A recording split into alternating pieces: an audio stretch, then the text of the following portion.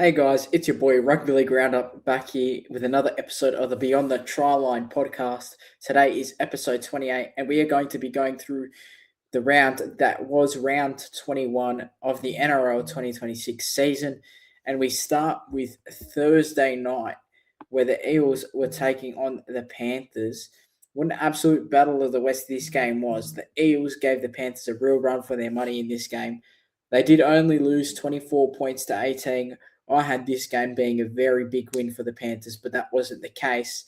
And I think for Parramatta, this was Moses' best game of the season, and he definitely proved that. I think he had 2 try assists, and he got that try off that nice Ronald Volkman kick at the start of the game. But yeah, Para were very impressive. But unfortunately for Parramatta, the second half, Panthers came back down from 12-6, and yeah, they really turned it on in the second half. They also did have 2 sin bins.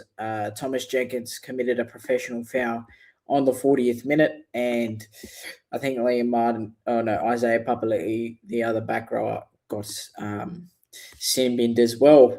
But Panthers did quite well themselves to get back into this game, and yeah, there's been some questions over the halves, and that's changed for this week, but they did still manage to get the job done.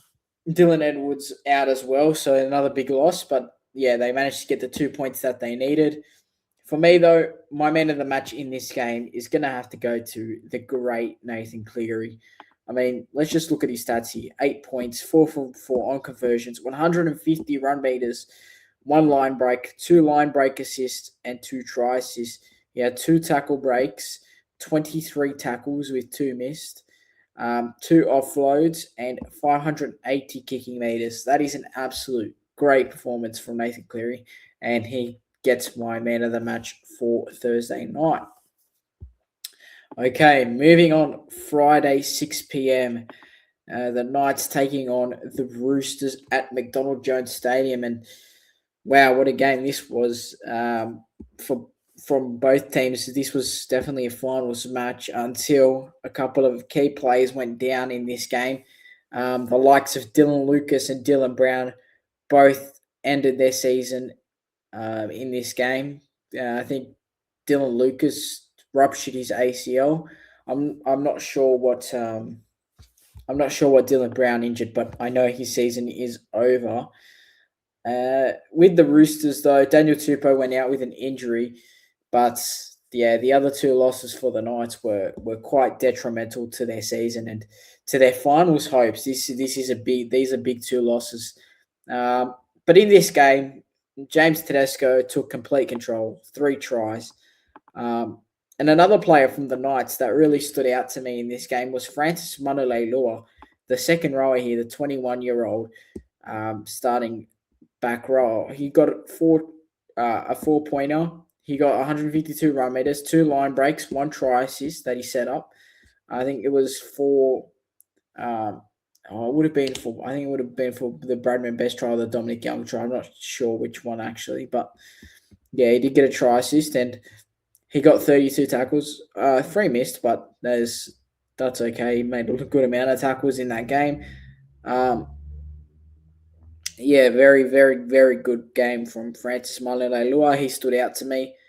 But the man of the match, though, will go to James Tedesco, who won the game pretty much for the Roosters. 3 tries on return from his HIA. In that Origin game, he had 3 tries. He had the 160 running meters. He had 2 line breaks, 5 tackle breaks.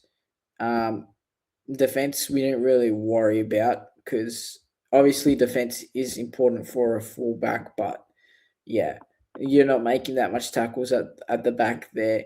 But just the 3 tries were absolutely huge and an absolute great captain's knock from James Tedesco in this game.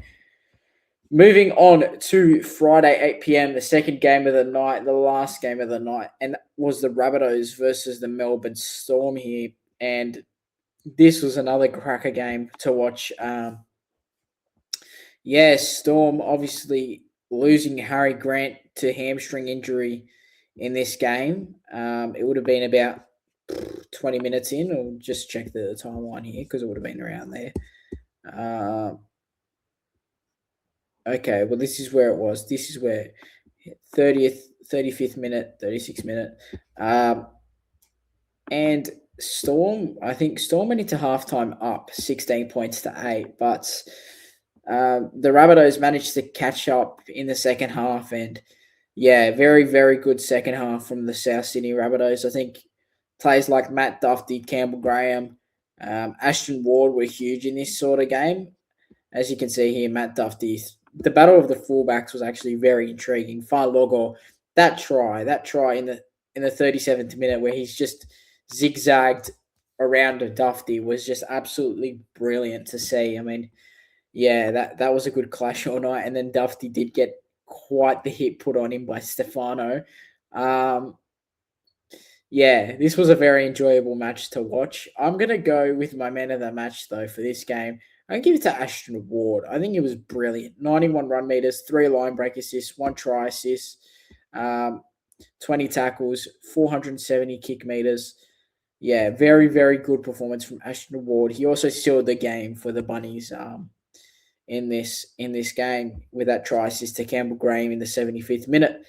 Yeah, so Ashton Ward will get my man of the match for this game. Moving on to Saturday night, though, or Saturday afternoon, where the Raiders took on the West Tigers. The West Tigers that had a lot of controversy in the lead up to this game with the Adam Dewey incident and him ruling himself out from this game. But something people won't talk about is the debut of Javon Andrews. Got to feel bad for Javon because this week, it was his debut and all the reports were not about him playing. It was about Adam Dewey not playing. Look, he's only young. 6 missed tackles, not great, but first game of his season, of his career in NRL, he's got a lot of improvement in him. And yeah, there's a lot of potential in that player there. There's a lot of glimpses of potential in that game that I think I saw from him. So lots to look forward to. Just wanted to give him some credit because he didn't even get mentioned a lot during this incident and the week that was round 21. Let's talk about the Raiders on the other hand, because this was an absolute clinic. And 56 points to 10, very dominant victory. No Hudson Young either.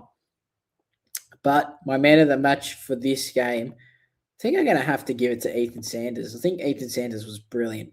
You see here, 1 try, 8 from 10 in conversions, 20 points, 91 fantasy points, 111 run meters, 2 line breaks, 2 line break assists, 4 try assists, 4 tackle breaks, 436 kick meters. What an absolute game from Ethan Sanders. 100% man of the match for me in this game. He was absolutely instrumental in the Raiders' 56 points to 10 win. You could give it to anyone. You could give it to Dane Laurie, who scored a hat-trick. I mean, 50 minutes, and he's absolutely cooked the Tigers to shreds. KO Weeks, another big player.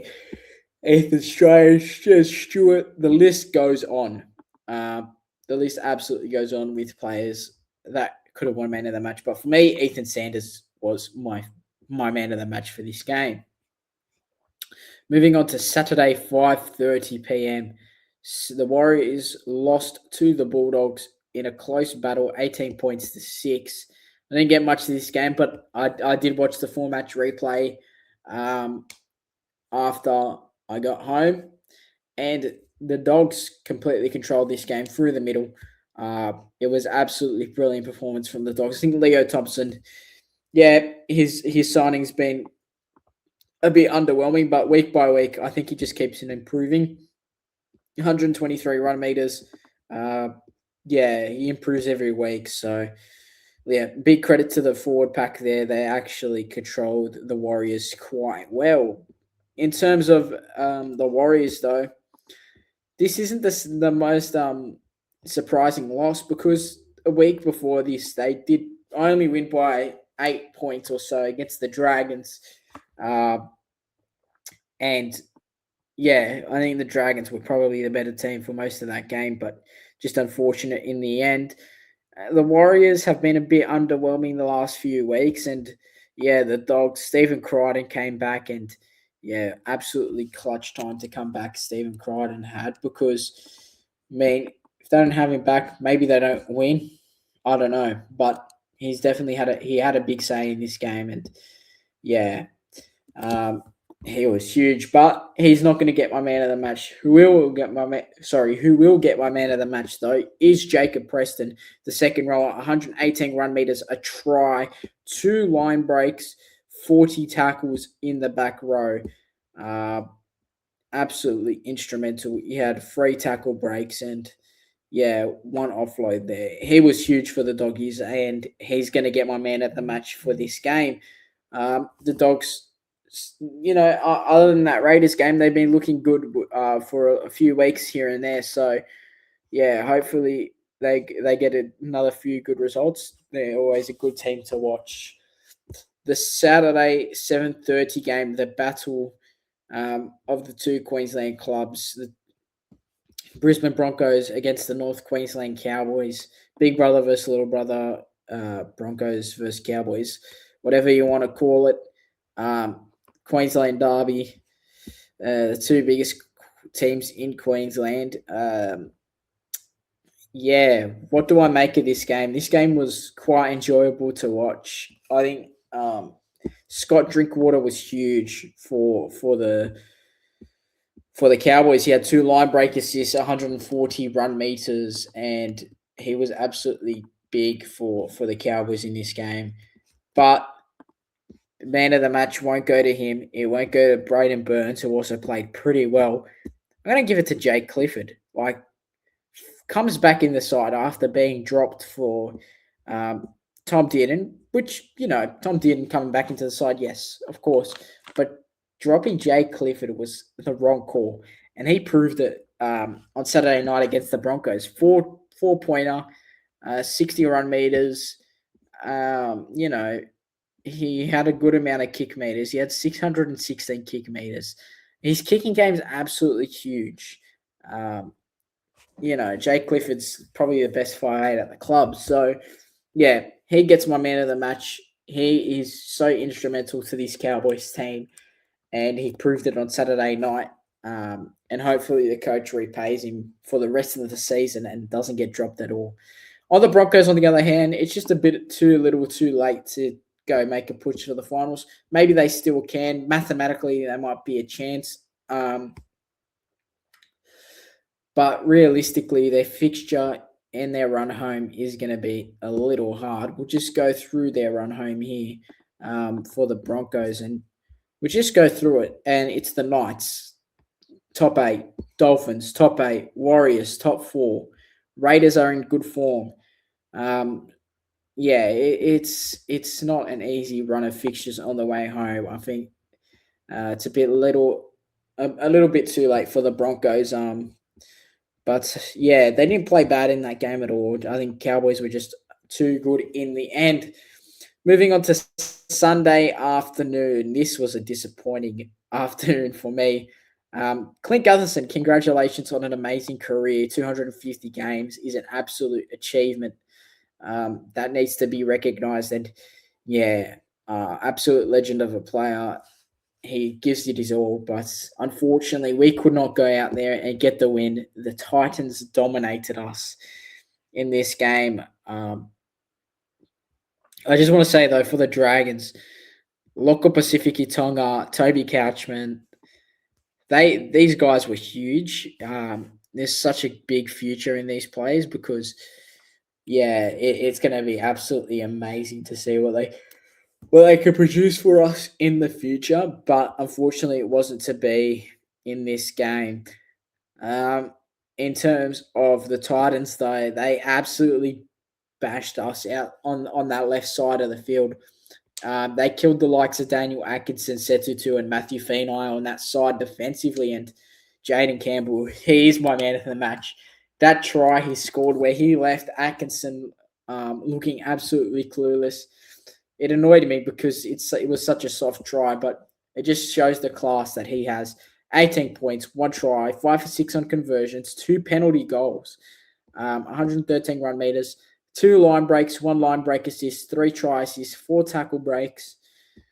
Yeah, 580 kick meters. He dominated us. He really did, and there's nothing more I can say except well done to him because they've put him in the sixth position, the number 6 jersey, and he's absolutely performed for him in that jersey. So brilliant stuff from Jaden Campbell in this game, and that's why he got my man of the match. Now, last game of the round 21 fixtures, and it's the Sharks demolishing the Manly Warringah Sea Eagles. The Sea Eagles are in a bit of a mess right now. No Luke Brooks, no Tommy T. They're quite injury prone. Brandon Wakeham's out. He's been quite underrated for them, I think, and yeah, it's just unfortunate. But Sharks, on the other hand, they've been on an absolute roll. And my man of the match is going to go to Nico Hines. 20 points, 1 try, 8 from 8 in conversions, 149 run meters, 3 line breaks, 2 line break assists, 2 try assists, 5 tackle breaks, 4 offloads, 24 tackles, and 328 kick meters.